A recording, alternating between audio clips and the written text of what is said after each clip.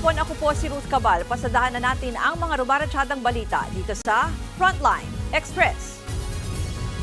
Ramdam na ang election season. Ilang araw bago ang paghahain ng Certificate of Candidacy para sa 2025 midterm elections, pinangalanan na ni Pangulong Bongbong Marcos ang 12 pambato sa pagkasenador ng kanyang administrasyon. Kaugnay ng balitang yan, makakausap natin sa linya ng telepono si Maricel Halili. Maricel, sino-sino ba yung kasama sa Magic 12 ng administrasyon?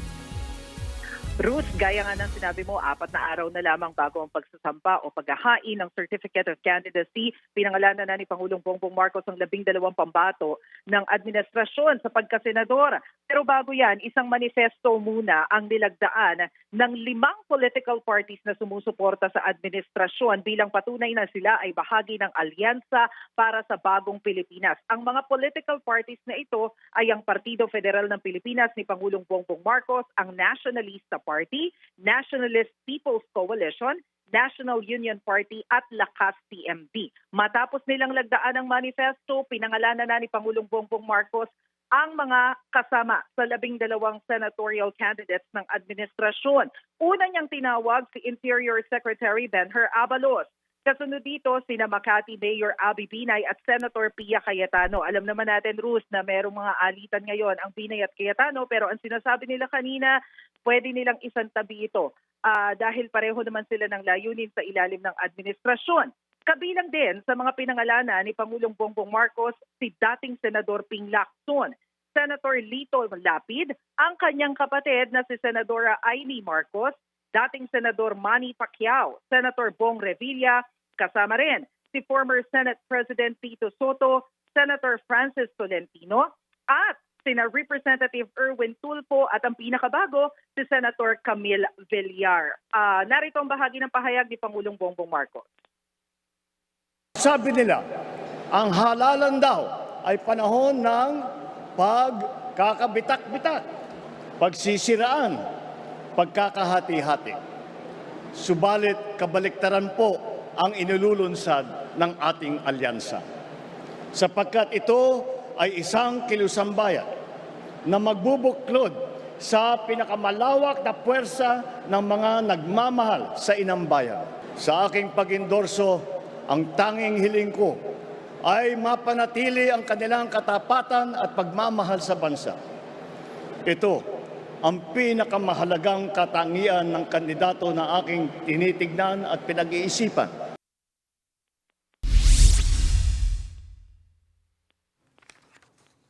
Go ahead, Maricel.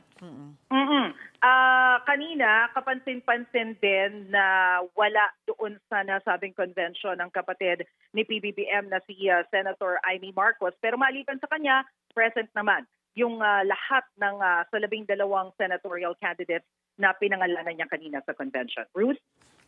Maraming salamat, Maricel Halili. Inanunsyo na rin ng Bayan Muna Party List ang kanilang mga kandidato para sa 2025 midterm elections. Kabilang sa mga pambato nila sa pagkasenador, sina Liza Masa, Teddy Casino at Amira Lidasan. Para naman sa kanilang party list nominees, kasama sina Nery Colmenares, Carlos Zarate, Ferdy Gaite, Eufemia Culyamat at Cristina Conti. Inanunsyo ng Bayan Muna ang kanilang mga kandidato kasabay ng pagdiriwang ng kanilang ika-25 anibersaryo. Samantala, kinumpirma na rin ng TV broadcaster na si Ben Tulfo ang kanyang kandidatura sa pagkasenador. Tatakbo si Ben Tulfo bilang independent candidate. Sa ibang balita, isa sa ilalim na sa inquest proceedings ang PBA player na si John Amores at kanyang kapatid matapos silang sumuko kasunod ng pamamaril sa isa nilang nakalaro sa basketball sa Lumban, Laguna. Nasa frontline ng balitang yan, si Hannibal Talete. Nang dahil lang sa maling tawag sa laro, nagkomprontahan ng ilang lalaki sa basketball court na yan sa Barangay Salak sa Lumban, Laguna kahapon. Ang lalaking galit, pilit nilalapitan ang PBA player na si John Amores na kasama nilang naglaro. Isang lalaki ang nakunang umaawat bago naputol ang video. Matapos ang laro, mabilis na umalis ang mga player pero hindi pa sa court natapos ang kanilang away. Sa kuha kasi ng CCTV sa may barangay Maytalang, kita ang ilang lalaki na tila nag-aabang sa gilid ng kalsada. Ilang saglit pa, dumating ang isang motorsiklo na sakay sa Amores at kapatid niya. Bumaba si Amores ng motorsiklo at biglang bumunot ng baril. Dito na niya pinaputukan ang lalaki. Napatakbo tuloy ang kaaway ni Amores. Habang ang basketballista, mabilis ding umangkas sa motor at saka tumakas. Sa investigasyon ng mga pulis, nag-ugat ang pamamaril matapos magkainitan ang dalawang players sa court. Based sa ating investigation, ma'am, meron silang tawag na hindi napagkasunduan. Then nagsimula doon sa hindi pagkakasunduan and then nagkaroon ng hamunan na suntukan. Hanggang umabot sila sa barangay Maytalang at doon sila nagpang-abot. Naghamunan uli ng another na suntukan. Then si Jan Amores ay may dala ng baril at pinaputukan na yung ating victim. And fortunately, wala pong tinamaan. Dahil sa insidente, agad nagsagawa ng follow-up operation ang Lumban PNP. Di nagtagal, nakipag-ugnayan din sa pulis ang pamilya ni Amores para kung saan na itong sumuko. Pasado alauna ng madaling araw kanina nang magkasunod dumating ang PBA player na si Amores at kapatid niya sa Lumban Police Station. Pero hindi na na-recover ang baril na ginamit sa pamamaril. Voluntary surrender po siya dito sa ating station. Dahil nagkakaroon na nga rin daw po ng threat sa kanilang buhay. Pagdesisyon na nila na dito na lang po sumuko sa police station. Hindi na nagbigay ng pahayag sa media ang magkapatid na Amores. Pero ngayong araw din sila nakaschedule na i-inquest, posibleng maharap sa reklamong attempted murder. Bago ang insidente, dati na nag-viral si Amores matapos manapak ng 4 na player ng College of St. Benilde sa isang laro ng NCAA noong 2022. Sinampahan siya ng reklamo sa San Juan pero na-draft pa rin siya ng Northport, Batang Pier sa PBA noong 2023, PBA Rookie Draft. Nagbabalita mula sa Frontline, Hannibal Talete, News 5. Marami pang aabangang balita sa pagbabalik ng Frontline Express.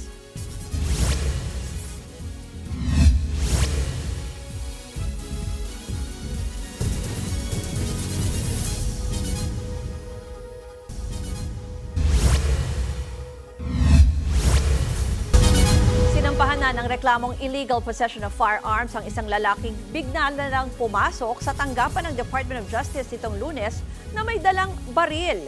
Napag-alamang dating tauhan ng Bureau of Immigration ng lalaki na nakasuot pa ng uniforme nang pasukin ng DOJ. Nakarating siya sa mismong opisina ni Justice Secretary Boying Remulla at nakipag-selfie pa raw sa kalihim.